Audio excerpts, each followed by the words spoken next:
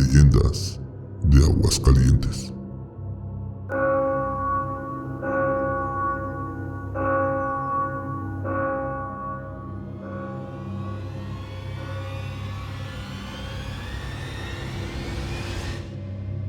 El espectro del cementerio.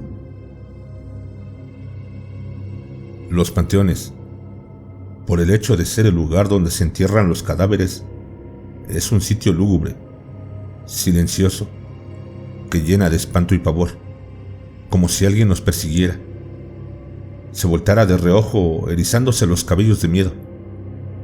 Por esto, en los cementerios se enlazan tantas leyendas y los cuentistas sitúan sus relatos en tenebrosos campos santos para darles visos de terror a sus fantasías y de tener temblando de espanto a su auditorio.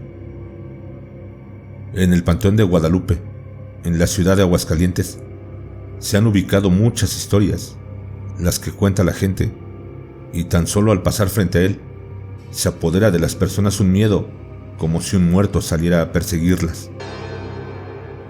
Una de tantas leyendas que corre de boca en boca es la que escribió el profesor Alonso Montañez, en la que relata que el señor Jesús Infante, un conocido cantero del lugar, fue requerido por don Carlos Espino para realizar un trabajo, para él muy importante, pues era terminar un monumento familiar en el Panteón de Guadalupe, con la súplica que el trabajo debería ser terminado el día que le había fijado don Carlos.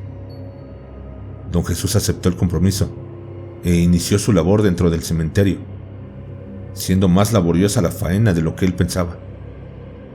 Se acercaba el plazo, y el cantero estaba nervioso por saber que no era posible terminar el trabajo que le habían encomendado. Solo faltaba un día, y al ir por un andador a recoger un material escuchó ruidos extraños. Volteó para ver si había alguna otra persona, pero al sentirse solo, se le enchinó el cuerpo y siguió escuchando aún.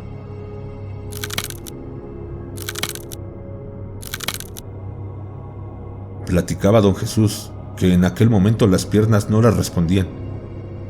Quería correr, pero no podía porque las extremidades inferiores las sentía de plomo. No pudo gritar. La voz no le salía y sintió que los pelos se le pararon como un resplandor. Volteó hacia atrás y su sorpresa fue cuando vio un esqueleto que lo seguía y que, moviendo las mandíbulas, las que sonaban al juntársele los dientes, clarito oyó una voz que le decía: Compadécete de mis penas que me atormentan en el purgatorio. Tengo muchos años sin descanso. Pide a mi abuelo, padre de tu abuelo, de que los 12,000 pesos en plata que están al pie de la alacena, que está en la cocina a vara y media de profundidad, te dé 100 pesos, de los cuales darás 50 al padre de la iglesia para que me diga 3 misas. Yo te recompensaré, dándote el alivio de tu susto. Si no cumples con mi encargo, no sanarás. El pobre hombre no supo qué hacer. Al ver al esqueleto caminando y meneando las mandíbulas, con voz de ultratumba que se dirigía a él, pensó que iba a caer privado, pero sintió que una fuerza sobrenatural lo sostenía, y de pronto pudo moverse y salir despavorido, sintiendo tras de él el esqueleto que parecía lo correteaba. Corriendo, llegó a la puerta del cementerio, jurando no volver más a ese lugar y dejando toda su herramienta cerca del monumento. Pero su responsabilidad fue más grande que su miedo, y acompañado de un amigo, volvió al día siguiente para terminar con su compromiso. El cantero platicó a su compañero lo que le había ocurrido el día anterior, y los dos estuvieron trabajando, volteando para todos lados con el temor de que en cualquier momento se le fuera a aparecer el esqueleto que le había hablado y ellos cayeran privados del susto. Pero no fue así. Durante el tiempo que permanecieron en el cementerio, no se escuchó ni el más leve ruido. Todo era un silencio sepulcral. Don Jesús comenzó a estar muy enfermo. Un temblor como de frío se apoderaba de él y las piernas poco a poco se le fueron paralizando, al grado de que no pudo caminar más. Traía en la mente lo que le había pedido el esqueleto que lo persiguió por el Panteón de Guadalupe, lo que no lo dejaba estar sosegado ni de noche ni de día. Habló con un pariente, le contó lo sucedido y en una silla de ruedas lo acompañó a sacar el entierro, pidiéndole el dinero para mandar a decir las misas que el difunto necesitaba para poder salir del purgatorio. Quería hacer el encargo antes de morir, pues realmente se sentía muy enfermo. Después de haber cumplido lo que le había indicado la calavera, don Jesús comenzó a sentir alivio. Poco a poco comenzó a sentirse mejor hasta recuperarse totalmente. Aquel suceso que le ocurrió le había dejado una huella profunda y cada vez que tenía oportunidad lo contaba a sus amigos. En una ocasión que se lo refirió a un pariente lejano, este le dijo: hace muchos años le pasó lo mismo a Joaquín Sánchez, cuando fue a visitar la tumba de su madre al Panteón de Guadalupe. Al escuchar Joaquín que un esqueleto se acercaba a él y que de las mandíbulas salía una voz de ultratumba, salió despavorido saltando por la pared del cementerio y como un loco furioso llegó a su casa. Platicó a su mujer lo que había pasado y desde ese día comenzó a estar enfermo. Solo que a él no solamente se le paralizaron las piernas, sino que quedó lelo. Perdió el habla y al poco tiempo falleció. La historia del esqueleto del cementerio era conocida por todo el lugar. No se habló de otra cosa en mucho tiempo, siendo una de las tantas leyendas que corrieron por Aguascalientes en el siglo pasado y que todavía se cuenta en el barrio de Guadalupe al hablar de ese cementerio.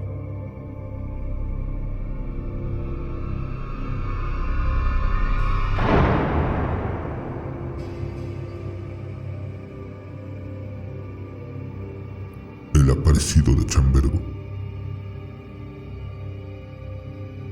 Asistir de mañana a los oficios religiosos era una de las más añejas costumbres entre las familias de Aguascalientes. Con frecuencia se veía al jefe de la casa acompañado de su esposa y sus hijos, cumpliendo con la devoción de asistir a la misa del alba para quedar tranquilos durante el día. Don Margarito López y su hermano Néstor, unos de los primeros fundadores del barrio de San Marcos, vivían en la calle de Eve, hoy Manuel M. Ponce. Sus residencias eran de las mejores de la cuadra, en cantera rosa, decorada al estilo dórico y ricamente amuebladas. Se decía que eran los propietarios de las enormes huertas que casi daban al río de los Pirules, y su fama de adinerados se conocía por toda la villa, así como de hombres piadosos y caritativos. Tenían la costumbre de invitar a varios amigos para que juntos participaran en la sagrada Eucaristía y después de la misa, que generalmente era en el templo de Guadalupe, un barrio pegado al de San Marcos. Los invitaban a desayunar a su casa y cambiarse la información del día anterior, para después cada uno seguir con sus labores. Esto lo practicaron por mucho tiempo, lo que se había convertido en una costumbre de la familia López. Se cuenta que corría el año de gracia de 1860. Era una lluviosa mañana de septiembre cuando don Margarito salió de su casa. Pasó por su hermano Néstor y en el camino se les juntaron don Lucas Infante con su familia y otras personas. Los que iban a toda prisa porque la campana de la iglesia estaba dando la última llamada. La esposa de don Néstor estaba preocupada. Comentó con sus amigas porque su hijita seguía muy grave y que según el médico, solo un milagro podría salvarla.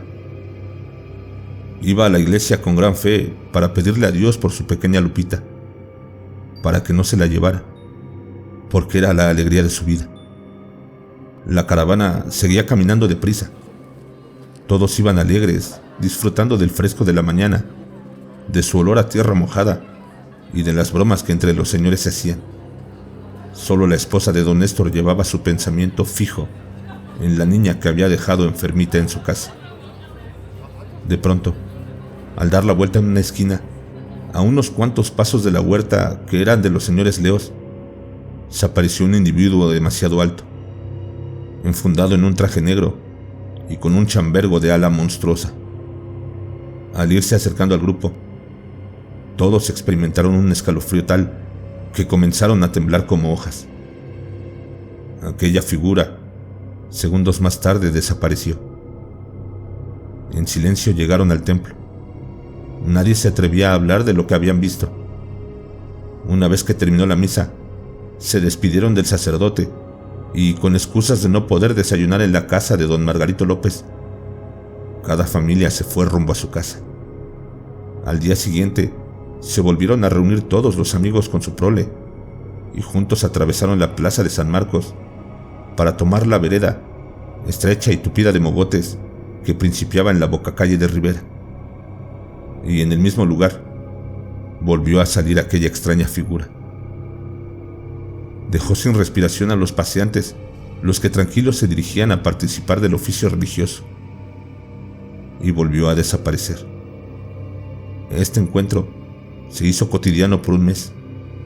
Algunas personas ya no querían asistir a la misa del alba, pero las familias de don Margarito y don Néstor continuaron con su costumbre de años, y a los pocos días todos reanudaron los encuentros mañaneros.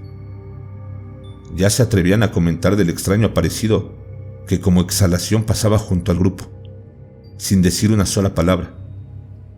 Algunos decían que era un hombre extravagante, un maniático que gustaba de salir a la hora del alba a tomar el fresco. Pero otros no pensaban así. Se atrevían a hablar del fantasma, de un alma en pena. Los niños le decían el aparecido de la vereda.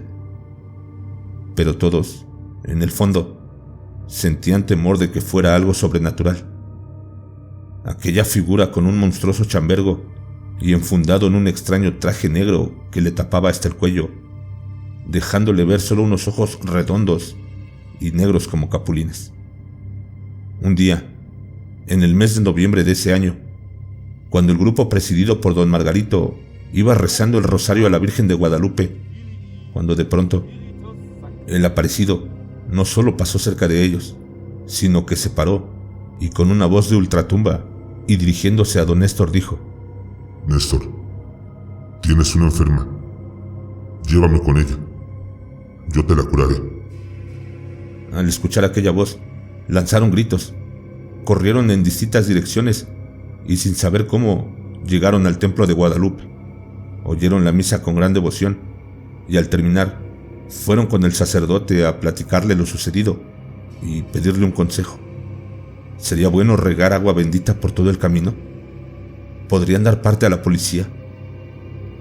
El capellán les aconsejó que accedieran a la petición de aquel hombre, que a veces sabía cosas inexplicables y a lo mejor podría ayudar a la niña de don Néstor que se estaba muriendo.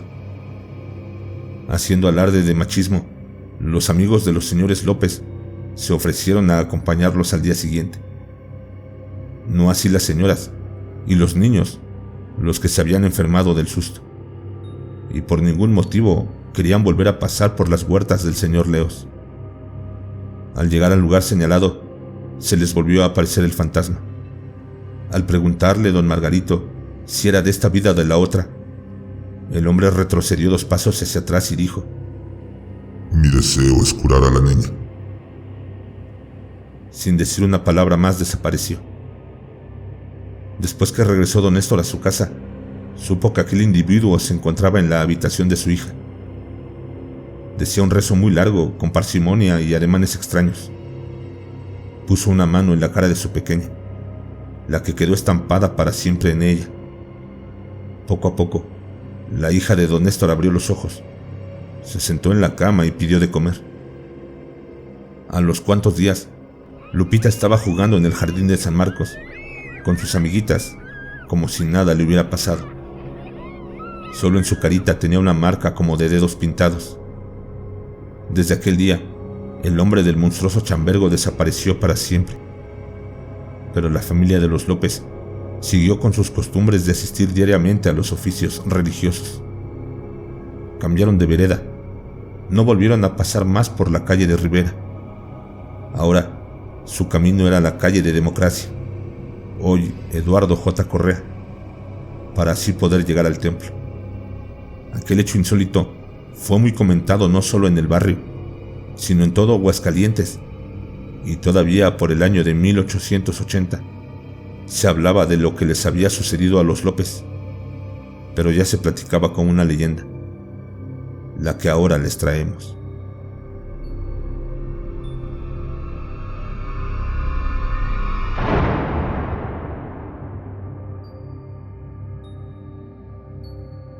El fantasma del jardín.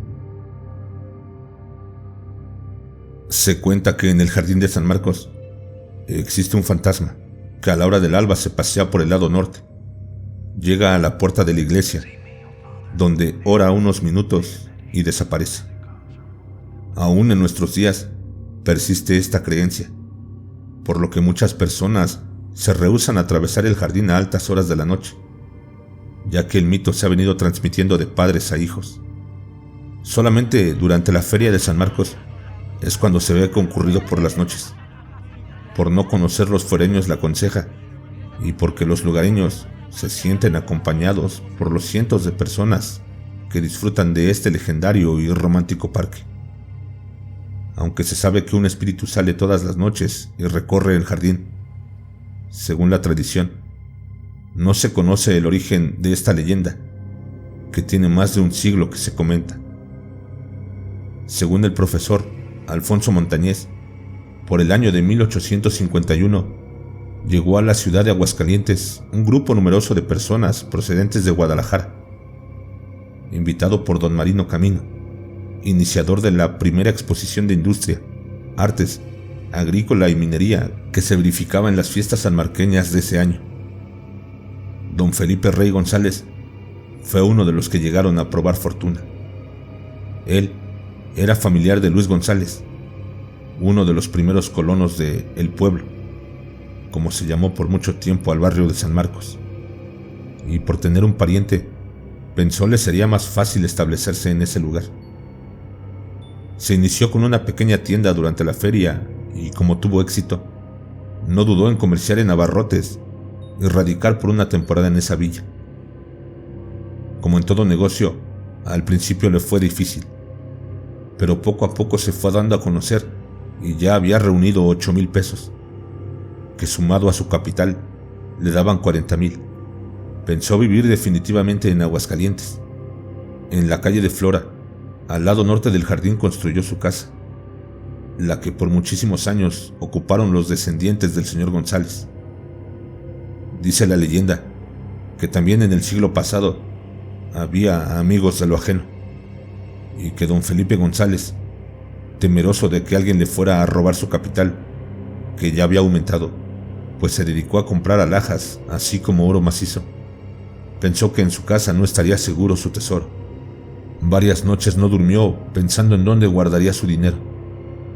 No lo comentó ni con su mujer, por el miedo de que ésta tuviera alguna indiscreción con alguien, y pensó que el lugar más seguro sería el jardín de San Marcos.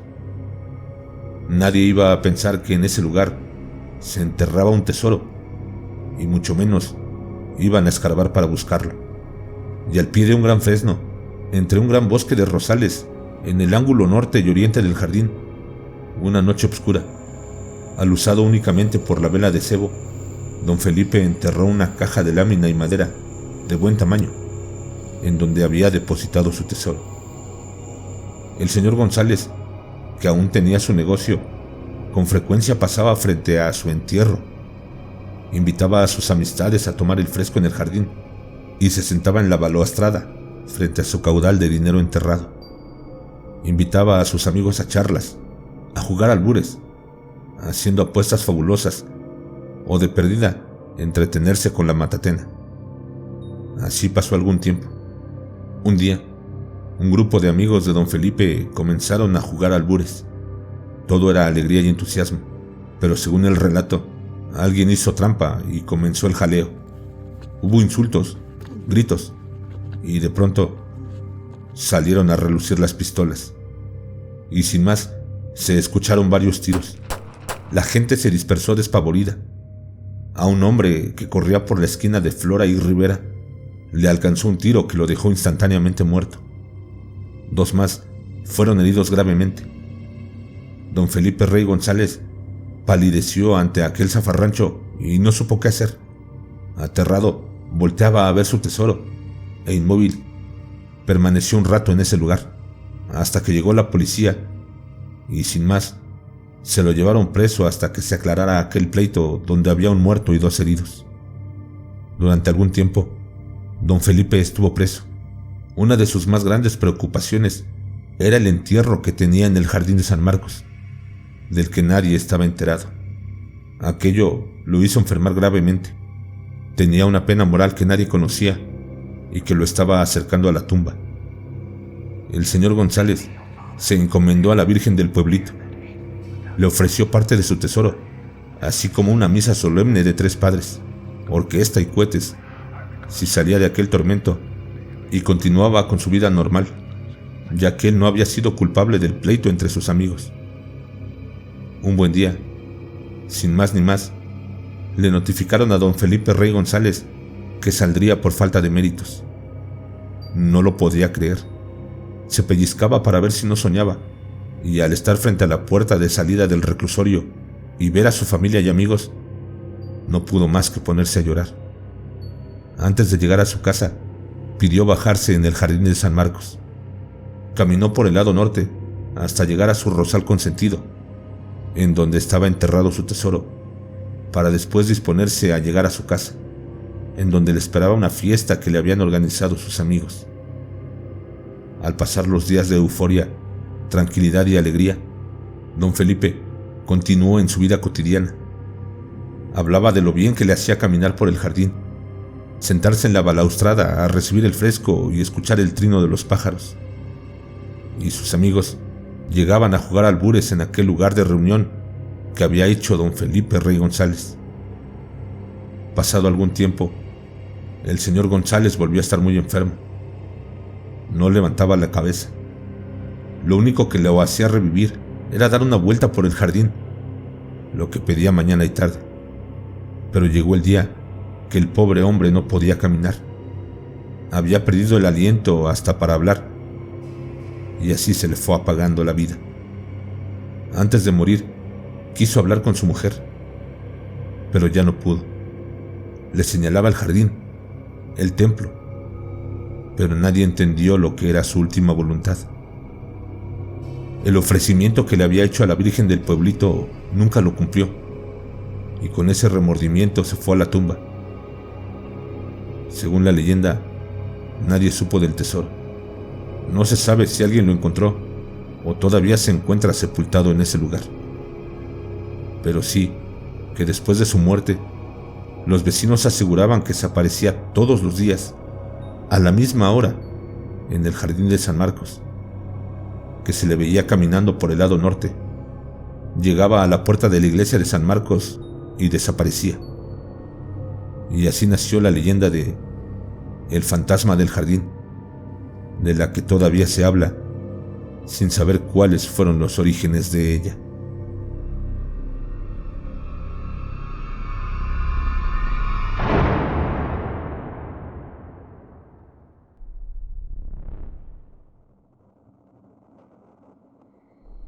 Muchas gracias por llegar al final del episodio. No olvides que puedes hacernos llegar tus historias, vivencias o relatos de tu encuentro con lo sobrenatural, lo paranormal, lo desconocido, aquello que te llenó de terror y nadie te quiere creer.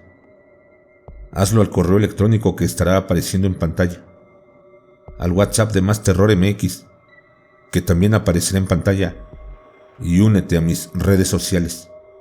Estoy en Facebook, Twitter, Instagram y TikTok como Más Terror MX. Si el video te gustó, suscríbete, dale like y activa la campanita para que no te pierdas ninguno de nuestros episodios. Nos leemos en la siguiente.